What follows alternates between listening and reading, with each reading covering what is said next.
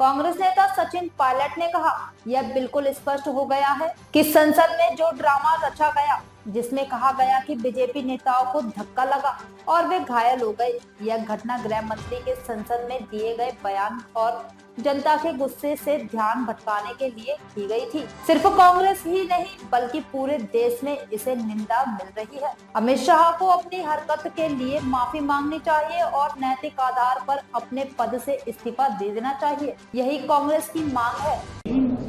देखिए, ये बात बिल्कुल स्पष्ट हो गई है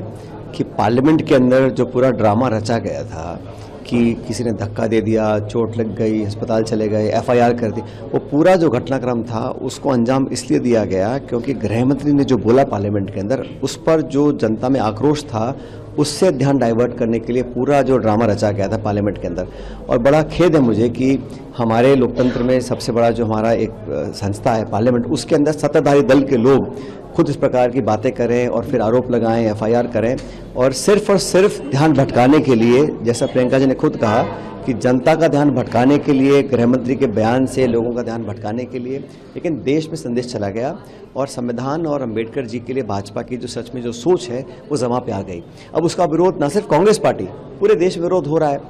अब बीजेपी चाहती है कि इस देश में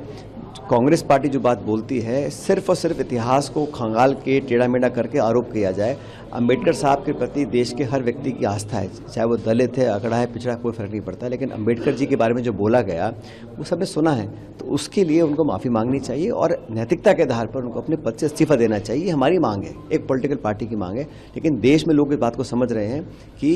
संविधान के प्रति जो हम बोलते थे अब तक कि संविधान में जो आरक्षण है, जो उसकी मूल भावना है, उस पर घात लगाकर भाजपा आक्रमण करना चाहती है, वो अब स्पष्ट हो रहा है धीरे धीरे। और मुझे ऐसा लगता है कि जो सोच और प्रवृत्ति है भारतीय जनता पार्टी की, क्योंकि सत्ता में बहुत साल हो गए उनको, तो उनकी सोच जो है वो संविधान की जो मूल भावना है उसके विरोध में है और इस पूरे मुल्क में जो गरीब है, पिछड़ा है, वंचित है, दलित है, आदिवासी है, जिनको संरक्षण संविधान ने दिया है,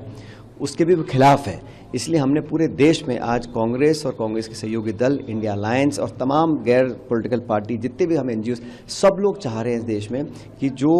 कहा गया उस पर उनको माफ़ी मांगनी चाहिए और पूरी पार्टी को माफ़ी मांगनी चाहिए।